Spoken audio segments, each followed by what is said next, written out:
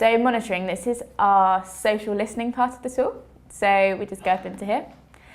And monitoring it allows you to understand what people are talking about. So understanding based on historical and real-time data.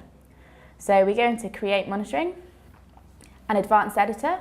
That's just best practice for monitoring using this tool. And we give this monitoring a name. So let's give it test. And we can add criteria. So we can add a number of different criteria depending on whether it's real time or not. And the main one to do would be conversations, obviously, because that's what we want to have a look at. So we go into tweet text, and we want to say audience in this case.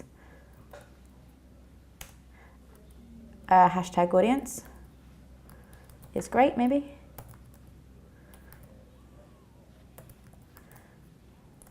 And then maybe we just want a keyword as well, so say audience. Anyone talking about audience.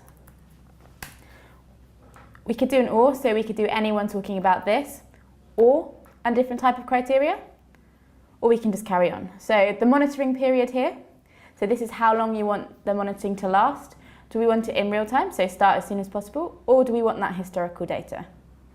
So we could set a time for to yesterday. And this is the number of tweets, so you have got a kind of fair usage policy when it comes to monitoring. This will allow you to reduce the amount of tweets that you want to send. We can get a sample here as well. If you think your query is going to throw up a lot of noise, then you can obviously reduce the amount of tweets that you want here. When we press next, it will give you an estimate of the tweets.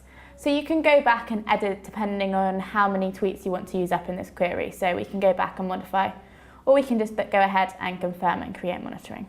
To view a report, you just go back to your monitoring dashboard, and we just click into a report here. And it will show you reports. All of this is clickable, and you can look at the demographic, the content of the tweets, the actual tweets itself, or even the users.